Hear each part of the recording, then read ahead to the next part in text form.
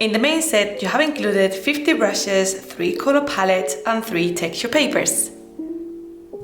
All the brushes are divided into 10 different groups, being the original, the main brush that you can use to draw any elements within your illustration.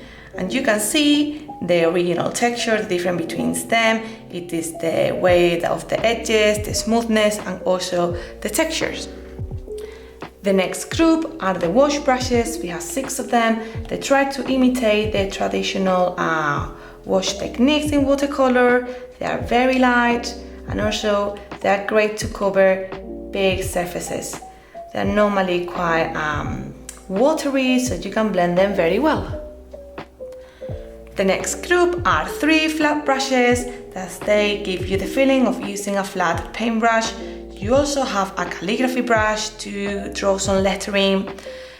Then we have 3 liners that they are great so to add some detail in the illustration. They are quite thin, and also they are less liquid than the other brushes.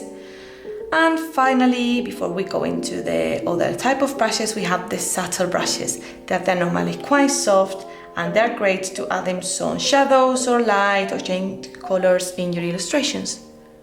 The next group are the salty brushes, and as the name says, they try to imitate the technique of putting salt into watercolor. They're great to add in texture to some of your illustrations. In the next section, we have 3 watercolor flicks. As you can see, we have the thin one or normal, as the name says, just add a flick to your illustration. We have the large version of it, and also the single one that just adds some single flicks. Then we have 10 watercolor stamps. As the name says, they're watercolor stamps. They can add some stains to your drawing, adding some textures. All of them, they're different. The next ones, they're the watercolor blotch. They look very similar to the stamps, but they're not, because you need to keep pressing and they will add different stains of watercolors in different colors to fill it up your background very, very quickly. You have 10 different of them, and they are very fun to play with to create different backgrounds. The final brush, it is the smudged brush that, as you can see, the aim is to blend colors. However, if you want to get the best result, make sure that you use it into the smudge tool. The palette colors that you have included are the watercolor, neutrals, and vibrant.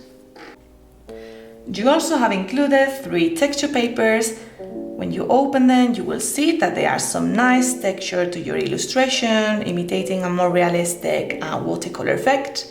You have the texture at the top, and make sure that you draw underneath it. Before you go, make sure that you check as well some of the tutorials about how to create those simple illustrations very easily.